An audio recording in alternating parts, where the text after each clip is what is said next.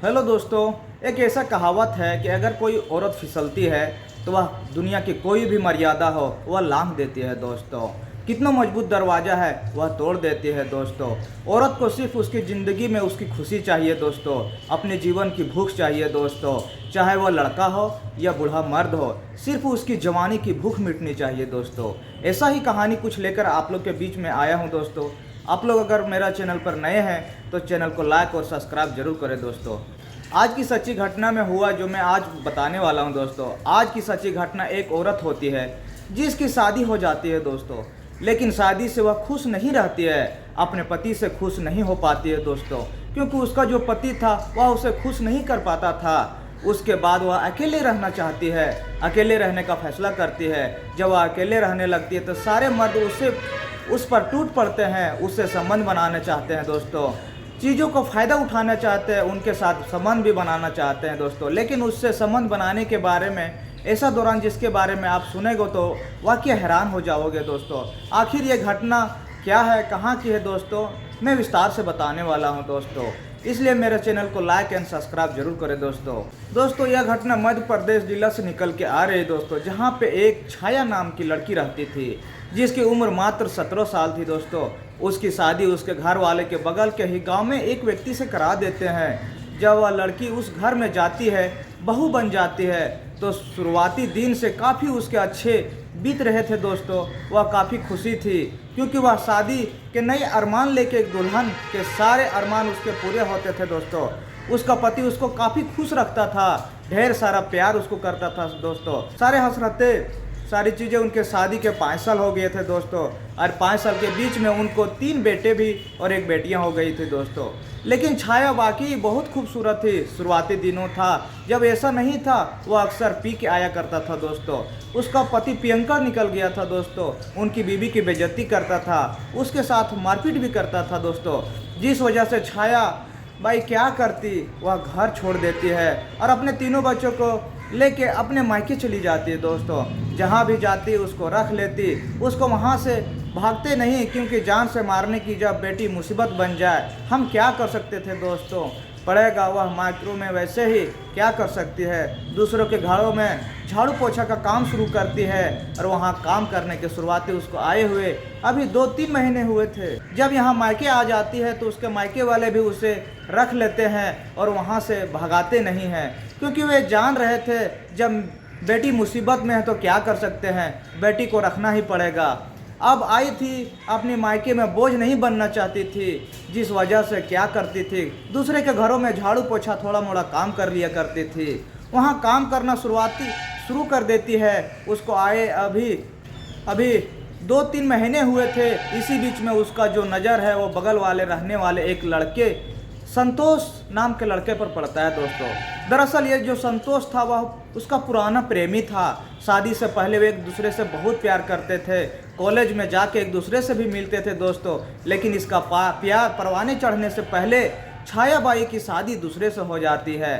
शादी करके अपने ससुराल चली जाती है। लेकिन जब संतोष इसको वापस देखता है, यहाँ देखता तो वह बहुत खुश हो जाता है। साथ ही साथ उसको यह ससुराल छोड़ के आए रहेगी तो काफ़ी खुश हो जाता है दोस्तों।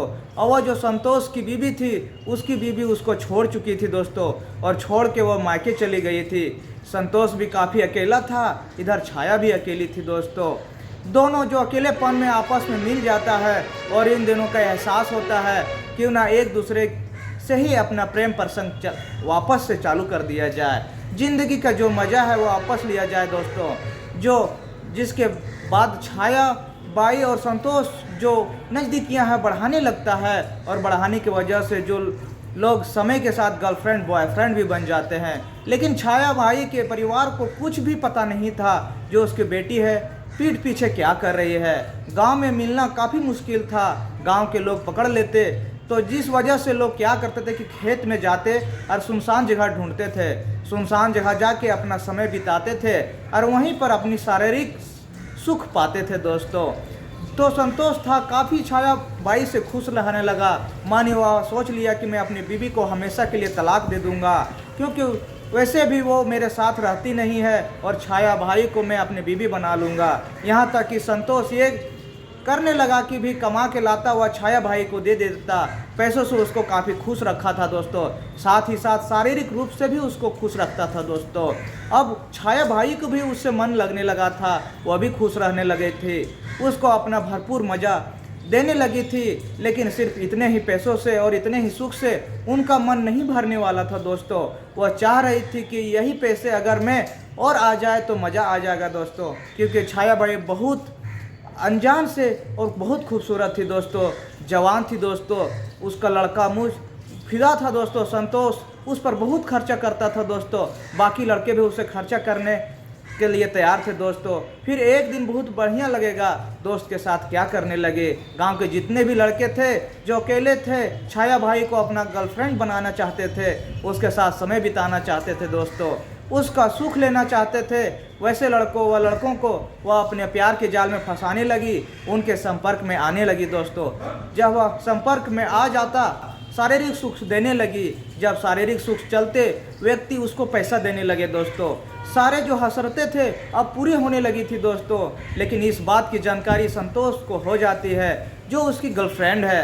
छाया भाई भी वो अपने काम कर रही थी, मुझे तो प्यार में फंसा रखी थी, लेकिन साथ ही साथ गांव के दूसरे लड़कों को भी फंसा रखी थी और उसे भी फ़ायदा ले रही थी।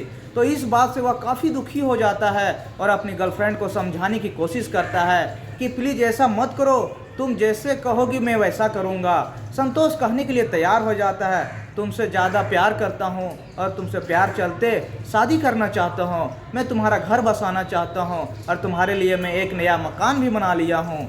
तुम मेरे साथ पूरा जीवन बिताओ, लेकिन तुम ऐसा काम कर रही हो तो क्या तुम्हें शोभा दे रहा है? तो प्लीज़ ऐसा मत करो, मेरी बात मान लो।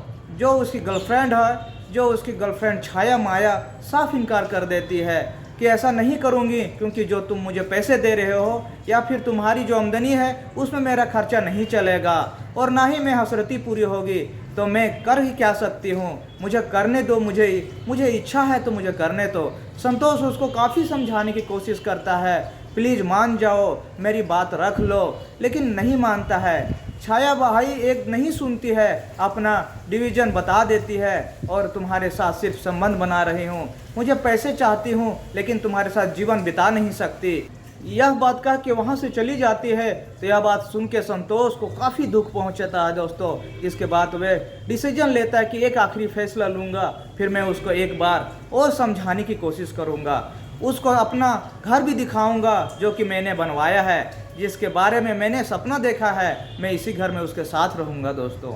इस घर में उसको लाके उसकी सारी चीज़ें बताऊँगा, मान गई तो ठीक है, नहीं मानी तो उसके बाद जो करना है वो मैं करूँगा।